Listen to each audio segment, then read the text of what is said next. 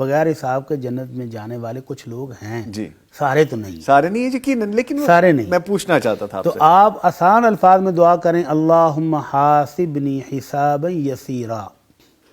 ام المومنین عائشہ رضی اللہ عنہا نے فرمایا اللہ کے رسول قرآن مجید میں تو آتا کہ اللہ بڑا حساب آسان لے گا، اور دوسری طرف یہ سوال جواب بھی، مناقشہ بھی، تو یہ کیا مسئلہ ہے؟ جی تو آپ نے فرمایا عائشہ جس سے سوال جواب ہو گئے نا جی کہ تم نے یہ کام کیوں کیا، یہ کیسے کیا، یہ کیوں نہیں کیا، تو وہ تو گیا۔ جی اور حساب آسان یہ ہے کہ اللہ صرف نامہ مال بندے کو دکھا کے تو کہے کہ چل جا چلا جا، اللہ اکبر، اس کو کہتے ہیں حساب آسان۔ تو ہماری خواہش بھی یہ ہے کہ اللہ آسان حساب لے لے، تو اس کے لیے دعا یہ ہے اللہم حاسبنی پڑھوائیں نا سر، میں ساتھ ساتھ پڑھوں گا۔ اللہم حاسبنی، حاسبنی، وہی اردو والا جو حساب نہیں ہوتا اسی سے ہے، حاسبنی حاسبنی حساباً حساباً یسیراً۔ یسیرا۔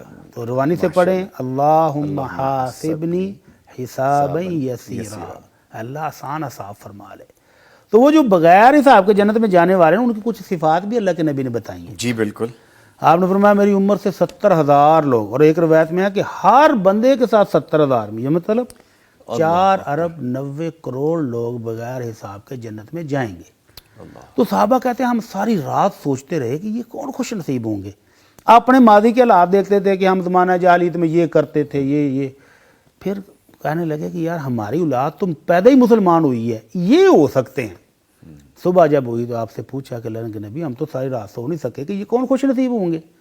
تو آپ نے فرمایا یہ وہ ہوں گے جو کسی کو نحوست منحوس نہیں کہتے، کسی چیز میں نحوست نہیں ڈھونڈتے، فلاں گزرا تھا اس کا سایہ پڑ گیا تو یہ ہو گیا، میرا دکان پر فلاں آیا، صبح صبح فلاں سے ملاقات ہوئی تو یہ، اس طرح کی نحوست والی باتیں نہیں کرتے، اللہ پر توکل رکھتے ہیں۔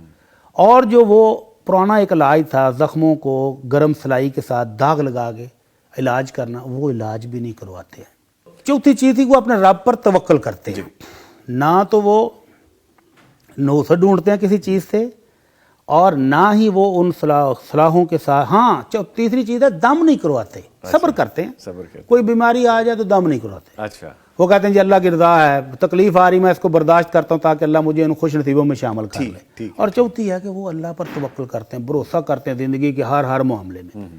تو اللہ کرے کہ ہم میں بھی یہ خوبیاں پیدا ہو جائیں، ہم بھی ان اوصاف کو اپنا لیں تو پھر بغیر حساب سے بھی جا سکتے ہیں۔ اچھا بھٹی صاحب جیسے آپ گفتگو کر رہے تھے نا تو میں ایک اور جسارت کرنا چاہتا ہوں، گفتگو کمپلیٹ ہو جائے تو سمجھ میں آسانی ہو جاتی۔ ایک تو وہ زمانہ جاہلیت تھا جس کے بارے میں ابھی ذکر کیا گیا کہ اسلام کے دور سے پہلے زمانہ جاہلیت ایسا بھی ہو سکتا ہے کہ میں دین اسلام میں شامل ہوں لیکن میں دین پہ عمل پیرا نہیں ہوں، اور میرا ایک زمانہ جہالت کا گزرا ہے جو میں دین پہ عمل پیرا نہیں رہا اسلام میں شامل ہوتے ہوئے۔ تو وہ سورہ الفرقان میں اللہ رب العزت نے بڑی خوشخبری سنائی ہے، جی فرمایا الا من تاب وآمن وعمل عملا صالحا، کہ جو بندہ ایمان لائے نا پھر توبہ کر کے نیک عمل کرنے شروع کر دیتا ہے، فَأُولَئِكَ يُبَدِّلُ اللَّهُ سَيِّئَاتِهِمْ حَسَنَاتٍ وَكَانَ اللَّهُ غَفُورًا رَحِيمًا۔